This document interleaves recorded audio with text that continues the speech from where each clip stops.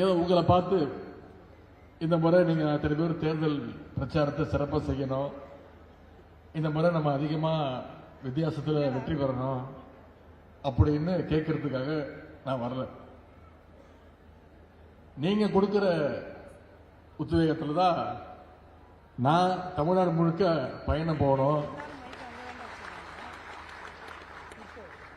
எனவே இந்த முறை தலைவர் யாரை உங்ககிட்ட ஒப்படைச்சாலும் சட்டமன்ற தேர்தலில் சென்ற முறை வாங்கின வாக்கு வித்தியாசத்தை விட அதிகமான வாக்கு வித்தியாசத்தில் நீங்க வெற்றி பெற வைக்க வேண்டும் என்று நான் கேட்கணும்னு அவசியம் இல்லை. தலைவர் கேட்டார்னா தலைவர் சொன்னார்னா நீங்க செஞ்சிருவீங்க. ஏன்னா சேப்பாக்க திருவல்லிக்கேணிங்கிறது எப்பவுமே கலைஞருடைய கோட்டை, திமுகவுடைய கோட்டை. புதுசு புதுசா வரலாம், ஷோ காட்டலாம். ஏற்கனவே நான் சொன்ன மாதிரி தான், வெறும் அட்டை,